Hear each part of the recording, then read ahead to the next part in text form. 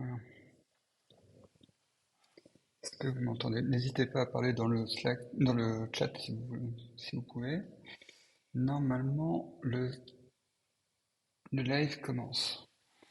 Donc, pour ceux qui sont déjà connectés, je vous invite à m'envoyer un petit message sur le stream, sur le chat, comme ça je pourrais vérifier que c'est bien connecté, que c'est bien lancé. D'accord?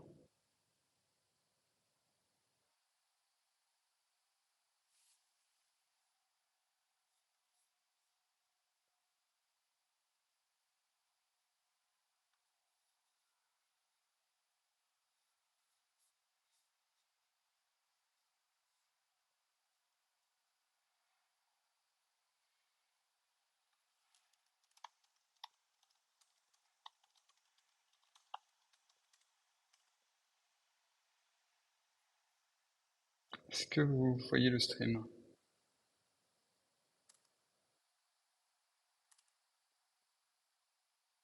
Oui?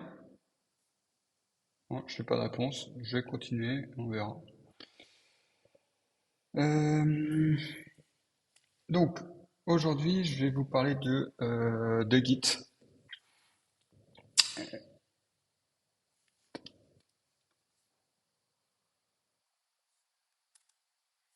Donc, pour le Git, ce que je vais faire, c'est que euh, on va, je vais essayer de vous expliquer ça avec un projet à part entière. Je vais partir de zéro et on va essayer d'aller plus loin et de vous montrer deux, trois petits tips, deux, trois petits trucs pour commencer un projet sur Git. Donc, premièrement, ce que je vais vous faire, c'est que je vais vous envoyer directement sur une page web. Donc là, moi, je me suis créé un compte de test et je vais vous montrer comment coder à partir de ça. Donc, premièrement, on va se créer un petit repository. Donc, on va ici, on fait New Repository.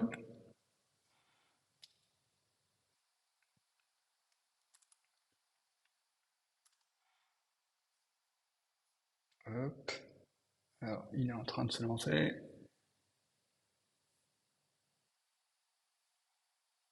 Voilà. Et donc là, on va pouvoir, sur cette page, créer notre repo. Le premier, on va créer notre test. Donc, on a notre nom de repo. Donc, on va l'appeler test git. Ou non, encore mieux, tutorial git. Il nous dit qu'il n'existe pas. On va définir le type qu'on veut. Donc, si c'est en public ou en privé. Ouais, donc ça doit être le réseau qui. Voilà. En public, c'est que ça sera accessible à tout le monde, le privé, que ce sera accessible que par nous. Et on peut déjà définir deux, trois types. Nous, on va pas se charger de ça, on va vraiment partir de zéro. Vous pouvez même mettre une description, c'est pas mal. Donc, tutorial, repository, to test, different. Voilà. On crée notre repo. Alors, tac, check. Peut-être essayer de le nommer comme ça.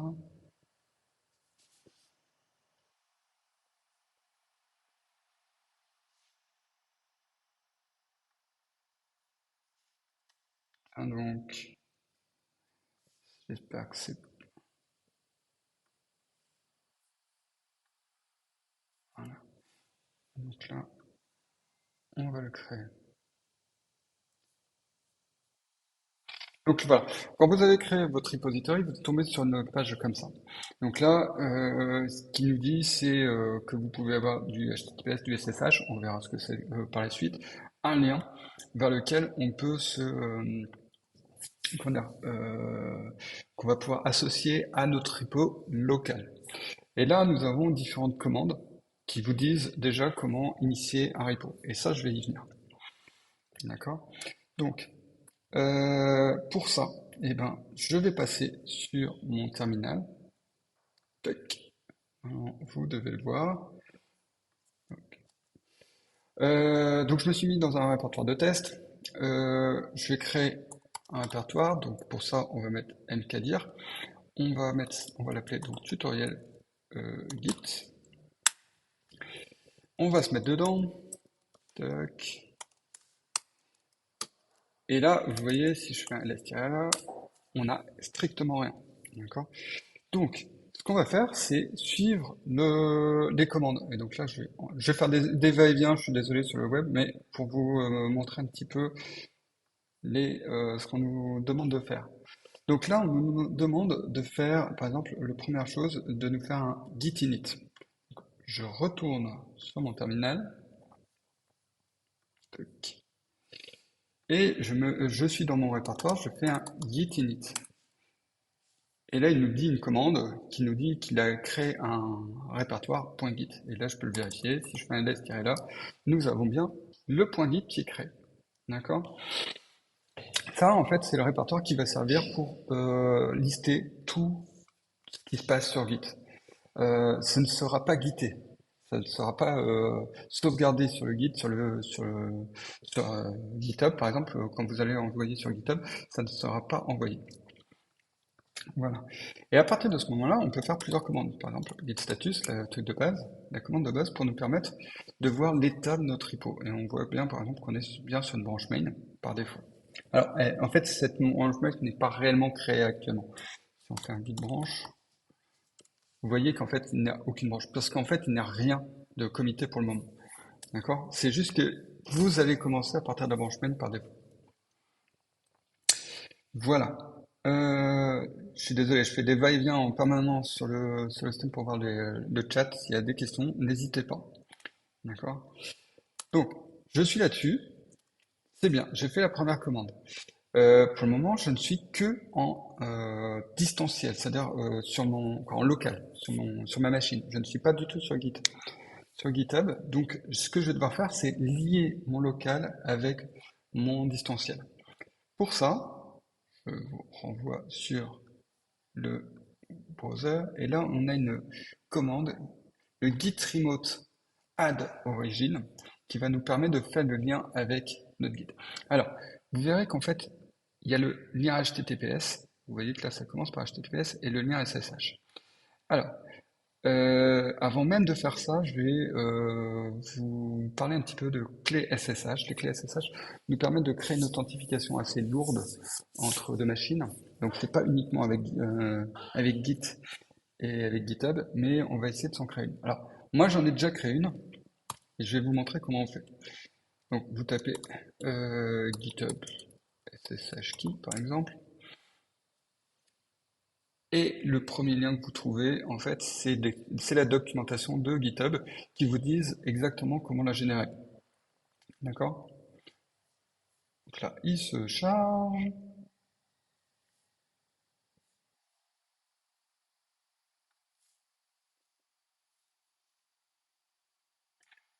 Donc, il se charge. Donc ça va vous donner une explication sur toute la partie, sur toutes les étapes à suivre pour générer une clé SSH bien comme il faut. Je vous passe les détails. Vous pouvez choisir entre Mac, Windows et Linux. C'est du français, donc vous n'avez aucune excuse.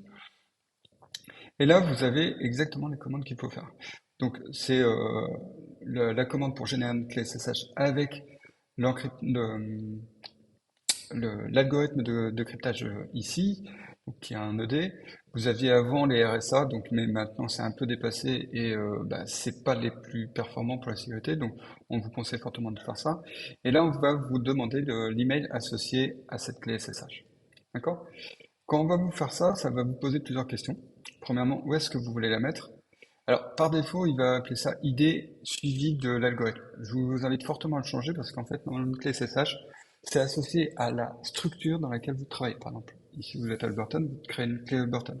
Vous allez travailler, par exemple, demain chez Atos, vous allez créer une clé SSH pour Atos. Vous n'allez pas récupérer la clé que vous allez utiliser pour Alberton. D'accord? Voilà. Ensuite, dès que vous avez fait ça, on va vous poser une autre question, la passphrase. Donc, par défaut, il y en a beaucoup qui ne mettent pas de passphrase. Ça permet de ne pas mettre de mot de passe à chaque fois que vous allez committer. Le, une bonne sécurité, ça serait de mettre une passphrase là-dessus. Là, on ne peut pas vous l'appliquer, parce que clairement, une clé SSH, si on arrive sur votre ordinateur et qu'on vous pique le bon fichier, eh ben, on peut se faire passer pour vous. Avec la passphrase, bah, il faudrait le fichier et en même temps le mot de passe. Donc c'est pour ça que c'est un petit peu mieux au niveau de sécurité. Euh, voilà. Ensuite, dès que vous avez fait ça, il va vous générer un fichier, il va vous mettre un petit encart sur le terminal qui va vous faire. Et à partir de ce moment-là, bah, vous pouvez configurer alors soit un agent, soit un fichier de config. D'accord. Moi, je suis plus partant des fichiers de config, donc je vais vous montrer un petit peu comment faire là-dessus. Mais avec un SSH agent, il n'y a pas de souci également. D'accord? Donc là, je vais revenir sur mon terminal. Tac. Alors, comme je vous dis, hein, c'est un compte de test, donc je vais vous montrer le contenu, ça sera en plus enregistré, le contenu de ma clé SSH, ça ne sert strictement à rien, puisque en gros, je vais la supprimer après le live coding et je vais changer par une autre. Donc, il n'y aura aucun souci là-dessus. Donc là, en gros, vous faites un cat de votre répertoire home, donc par le tilt, dans le répertoire .ssh. Vous avez donc la clé SS, que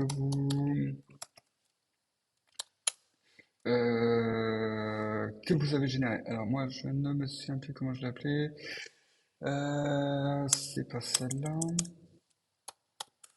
Voilà. Et vous prenez la pub pour public. Vous copiez ça,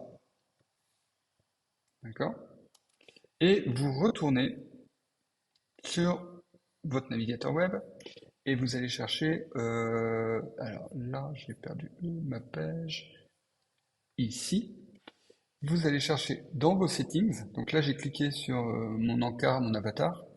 Vous avez un menu qui apparaît et vous avez un truc settings ici. Quand vous cliquez dessus,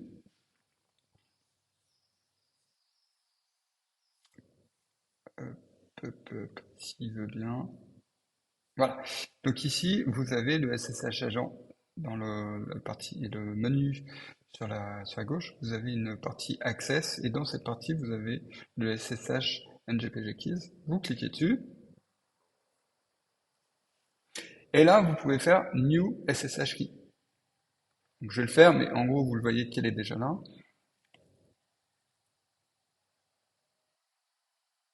Et vous pouvez en fait définir le type que vous voulez, copier votre clé SSH, d'accord, et l'ajouter. Et à partir de ce moment-là, vous allez revenir sur la page d'avant où il va vous lister toutes les clés SSH, notamment, moi, la mienne, elle est là. Donc ça, c'est une bonne chose. Je reviens sur le terminal. Vous avez votre clé SSH. Bah maintenant, il va falloir créer le fichier de config. Donc là, on va faire un vim. Alors, vous pouvez utiliser Emacs, mais je ne vous parlerai plus si vous faites ça. Vous utilisez un fichier config, vous l'éditez, et là, en fait, vous allez configurer votre connexion, donc pour pouvoir associer le host à votre clé que vous avez. D'accord? Donc là, pour le moment, vous allez donc, mettre le mot-clé host. Nous, ce qu'on va utiliser, c'est l'URL GitHub avec le user git. Et là, vous mettez un identity file, de souvenir, c'est ça. Et donc là, vous allez définir ça va être le fichier qu'on vient de générer de la clé SSH pour pouvoir s'authentifier. Donc là, on passe SSH. Et là, j'avais pris hb github. Alors, là, contrairement à tout à l'heure, vous n'allez pas utiliser la clé publique, mais la clé privée. Alors moi, je change mes noms et je mets .key pour être sûr et certain que ce sont toujours les mêmes fichiers et, privés. Vous pourriez l'appeler prive, hein, si vous voulez, comme vous. C'est en tout cas le lien vers le chemin de votre clé privée, j'insiste. Dès que c'est ça, vous enregistrez, vous quittez. Alors moi, voilà, je vais faire un git pull. Je ne me souviens plus si j'avais fait, si j'avais associé. Ah, hum, hop, non, c'est pas ça, c'est avec deux tirets. Donc, j'ai pas associé mon remote, j'avais oublié de le mettre. Donc, je vais aller chercher ça. Donc là, encore une fois, je fais une transition sur mon web pour que vous le voyez. Je vais chercher cette commande-là. Alors, je vérifie bien que je suis un SSH. Le SSH, c'est facile, vous commencez par l'utilisateur, puis l'URL derrière. Contrairement au HTTPS qui commence par HTTPS, forcément. Donc là, j'ai copié la commande, je reviens sur mon terminal et j'associe mon remote. Là, je vérifie que mon remote est créé. Qu'est-ce qu'il a fait là? En fait, il m'a créé un remote qu'il a appelé Origin. Vous pouvez l'appeler Toto si vous voulez. Vous pouvez en avoir plusieurs. Et il m'a bien mis mon URL vers mon repo. D'accord? Donc là, c'est bien configuré. Normalement, avec la création de ma clé SSH, plus le, là, l'association à mon remote, si je fais un git pull, je pense que normalement, il va me dire OK. Il n'y aura rien, mais il va pas me donner d'erreur. Alors, comme j'ai un petit réseau, voilà. Donc, nanana, donc là, ça devrait aller. Alors, le git pull, effectivement, c'est ce qu'il m'a dit aussi. Normalement, vous faites git pull origin et la branche que vous voulez. Donc, c'est plutôt ça que vous faites. Les git pull, git push, ce genre d'abréviation c'est simple, ça vous facilite le travail, mais il faut bien comprendre ce que vous faites. Donc, je vous invite fortement à taper vraiment la commande complète. Là, il me dit effectivement qu'il n'y a pas de branche main pour le moment en distance. Donc, ce qu'on va faire, c'est que, alors, on va créer un fichier touch readme.md.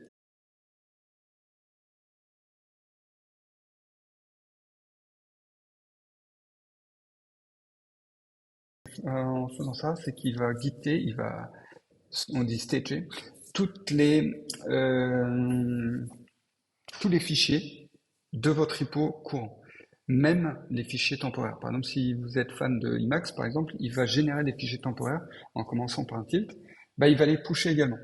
Moi, je préfère en fait faire le git add du fichier que je veux. Donc là, j'ai mis README, je pourrais en mettre autant que je veux dans la même commande.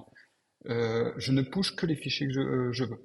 Si vous pouvez également mettre une wildcard par exemple comme ça et vous allez pusher tous les fichiers .md parce que vous savez ce que vous faites. Mais définissez vraiment les fichiers que vous devez stager. Là, je reprends en arrière. README. Et là, comment je suis sûr et certain que je l'ai bien stagé, bah, j'ai fait un git status. Et là, vous voyez que j'ai un nouveau fichier README. Et il est en vert. Et il est change to be committed. Il n'a pas été commité pour le moment. Donc là, pour faire un commit, je vais faire un git commit-m. Et là, je vais mettre euh, add, non, initialize, parce que my readme file. D'accord? Comme c'est la première fois que je le crée, j'ai bien défini un initialize. Là, vous allez voir, je vais essayer de faire attention vraiment pour ce live coding. Ces messages de commit doivent être vraiment le plus précis possible, sans pondre un remous, de telle manière à ce que vous puissiez revenir facilement dessus. D'accord? Euh, voilà. Donc là, si je fais un commit, il m'a bien commité. Là, si je refais un git status, vous voyez qu'il n'y a plus rien à commiter. Et de la même manière, si je fais un git log, si je tape bien la commande, git log, vous voyez que j'ai un nouveau commentaire. Sur ma branche main. D'accord? Là, maintenant, j'ai bien une branche main. Donc, ce que je vais faire, c'est que je vais faire un maintenant, git push origin pour définir le remote que je vais utiliser et sur la branche sur laquelle je veux le mettre. Git push origin main de cette là. En faisant un git push tout court, vous feriez ça automatiquement. Mais vous pouvez également être sur la branche main et pusher la branche develop, par exemple. D'accord? En spécifique. Donc moi, je préfère ça, comme ça, je sais pertinemment ce que je fais, et en même temps, pour moi, là, je vous explique un petit peu comment il faut opérer. fais un git push origin main.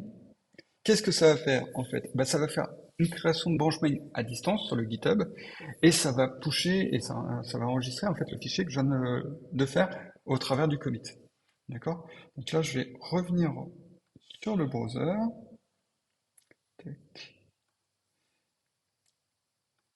Et je vais rafraîchir. Donc là, c'était la page d'avant. Je rafraîchis. Et là, vous voyez que je suis bien sur la branche main, que mon fichier README a été fait, et je vois un visuel de mon fichier README. Les fichiers README, ce sont les fichiers descriptifs du projet. D'accord? Donc voilà. Alors, je retourne un petit peu sur mon... Euh, Oui, alors, on me dit qu'on peut pusher une branche vide. Je vois pas vraiment l'intérêt. Parce que ça veut dire que vous créez juste une branche. Et alors c'est bien, c'est une commande, mais vous pouvez également la créer sur interface si vous voulez. Ça ne sert à rien puisqu'il n'y a rien dessus. Le but c'est les branches, c'est vraiment de pouvoir sauvegarder quelque chose. Donc de toute façon, ça va se créer au moment du premier push sur votre branche. D'accord? Mais c'est bien, au moins on peut le savoir. D'accord? C'est bien de savoir que vous pouvez faire énormément de choses derrière. De la même manière, en fait, vous ne pouvez pas pusher de dossier sur Git.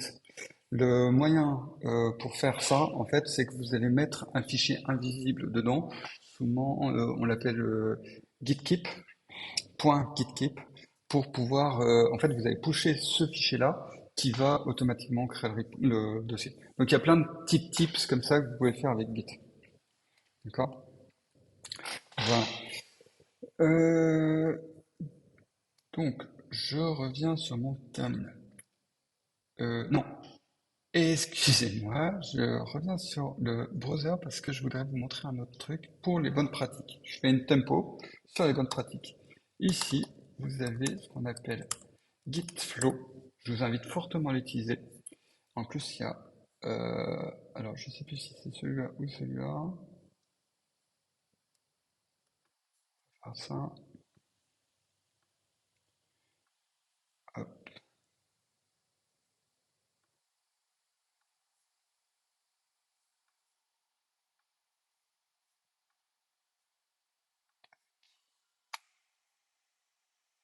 Voilà, c'est celui-là. Donc, c'est le cheat sheet qu'il faut prendre. Et là, en fait, vous avez une explication du Gitflow avec les différentes branches.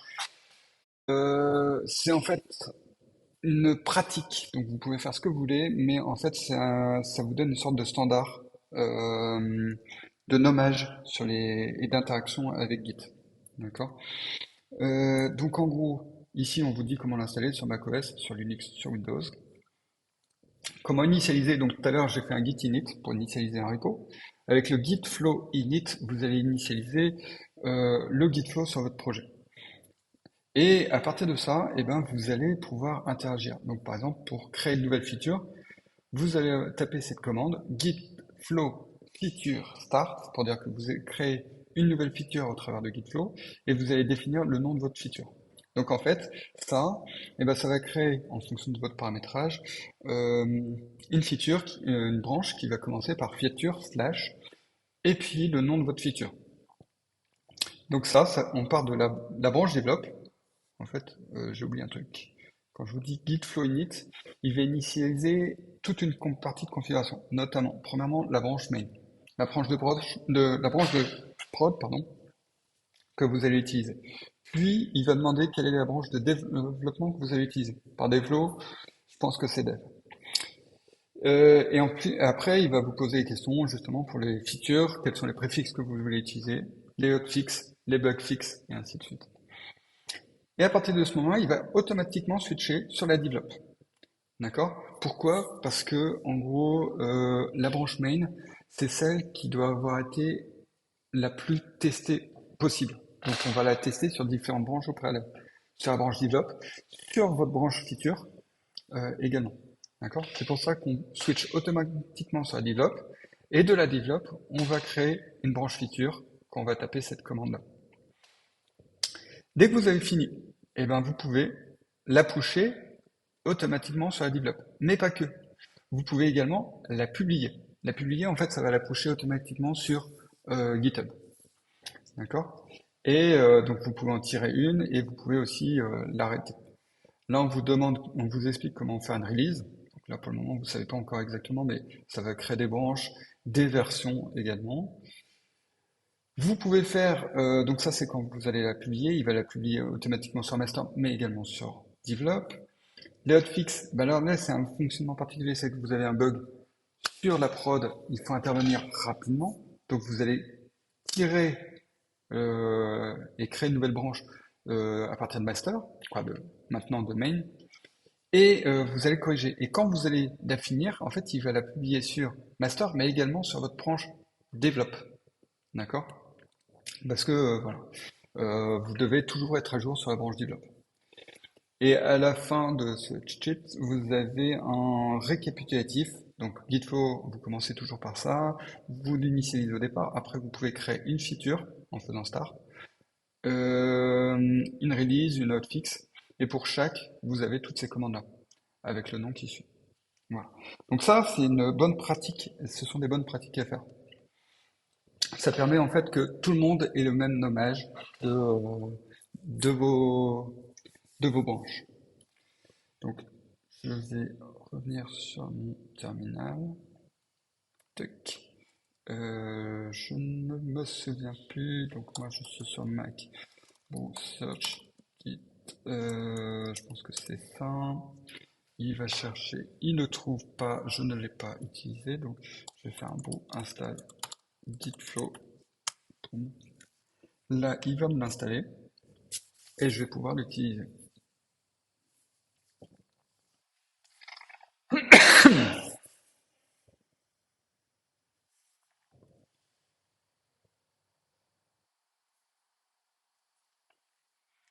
Alors là, il télécharge sur Internet. Et comme j'ai une petite connexion, forcément, ça prend un petit peu de temps.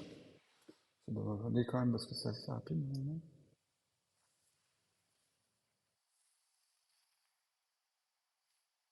N'hésitez pas à me poser des questions si vous voulez. Hein, je reviens rapidement dessus. Donc là, il est en train d'installer. Donc, je regarde les questions pendant ce temps-là si vous en avez. Je ne vois aucune question, donc c'est bien.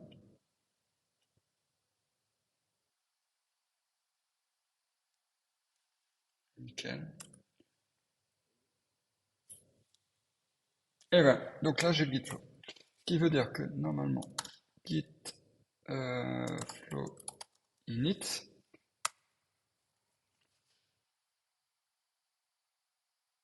Là, il me pose des questions. Donc moi, j'ai déjà ma branche main. Donc je la couple bien, ma branche de production, avec ma branche main. J'ai pas de branche develop, mais il va me la créer. Je veux bien préfixer avec feature, les releases, les hotfix, les supports. J'ai pas besoin de préfixe. Voilà. Et de cette là, j'ai mon environnement qui est créé qui est géré pour utiliser Gitflow. Et on voit que là, d'ailleurs, sur mon environnement, qui est configuré de telle manière à avoir toujours les branches, je suis passé sur la branche develop. Si je fais un git branche, vous voyez que j'ai ma branche main de tout à l'heure et ma branche develop qui est créée. Voilà.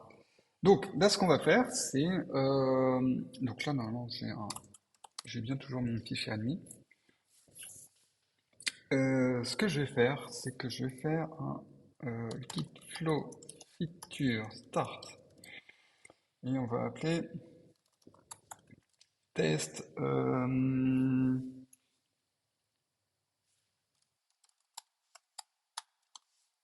conflict. Vous voyez que maintenant il me l'a renommé feature test conflict. Ça c'est nickel. Et donc j'ai toujours mon fichier ennemi.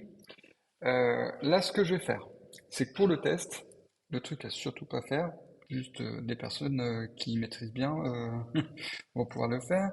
J'ai pushé mes branches. Donc, git push origin develop. Et vous voyez que je suis sur une branche feature test conflict, mais je push ma branche develop quand même.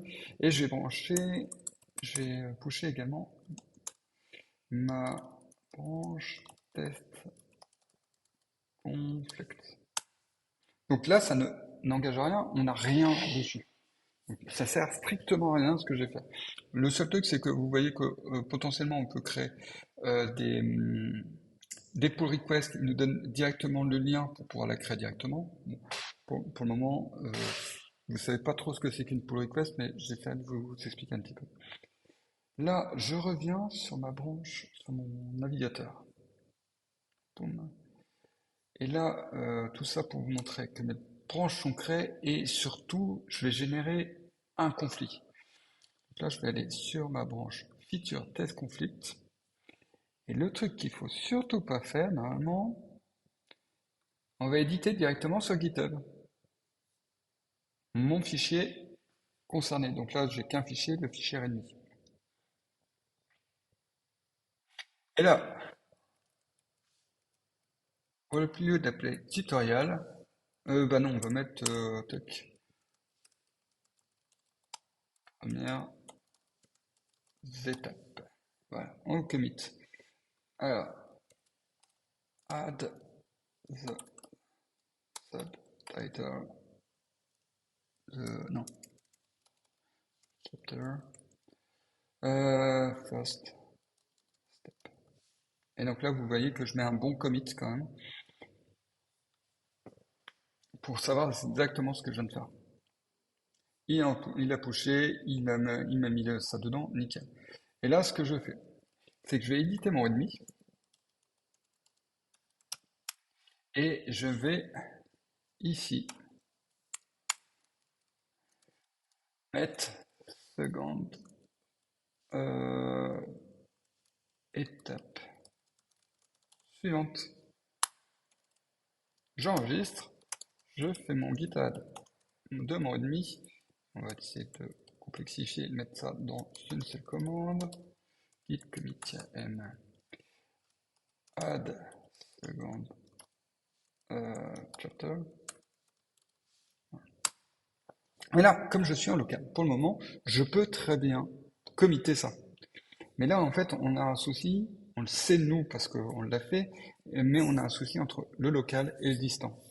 Le distant a eu un commit avant le mien, sauf que je ne l'ai pas.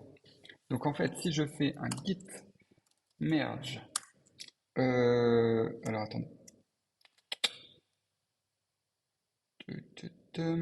on va faire un git fetch avant qu'on récupère toutes les branches. Donc là, il va récupérer les branches locales et les branches distantes. Donc là, si je fais un git branche maintenant, je vais avoir... attends, je ne l'ai pas. Ah oui, c'est peut-être parce que... Voilà. Donc là, j'ai les branches locales. Excusez-moi. Et toutes les branches distantes avec. Donc le tiret A, c'est pour tout ce qui est invisible, hein, comme avant, avec le ls. Et là, vous voyez que j'ai bien l'équivalent de ma branche actuelle, mais en distanciel. Donc là, normalement, si je fais un git merge, donc de la origine, je pense que c'est ça, feature, test, conflict, normalement c'est ça tout court, je pense. Il va... Voilà. Et là, il va me créer mon conflit. Ce qui veut dire que si je réédite mon fichier README, vous allez voir, il va changer un peu. D'accord? Voilà. Alors, je vous dis ça depuis tout à l'heure, mais je suis sur... vous n'avez pas fait de transition sur le terminal. Et il n'y a personne qui me l'a dit. Donc là, sur mon terminal, je vois que mon fichier a changé. Et j'ai une partie, vous voyez que c'est ma partie actuelle. Et la deuxième partie, c'est la partie distante. On voit bien parce que étape suivante, c'était la deuxième chose que j'ai fait. Et ça, c'est la première étape que j'avais fait en distanciel.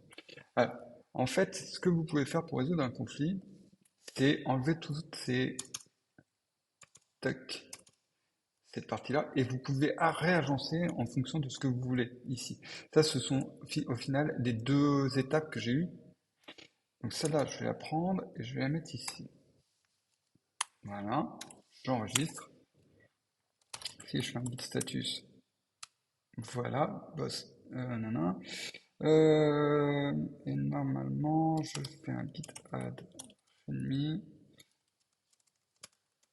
git commit-m, merge, new chapter and organization. Voilà. Et là, je fais un git push origin feature test conflict.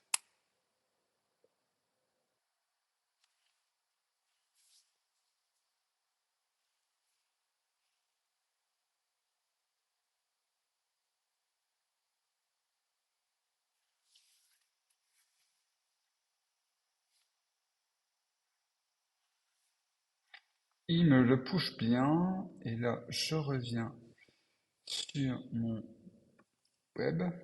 Boum, boum, boum. Je affiche mon repo. S'il veut bien.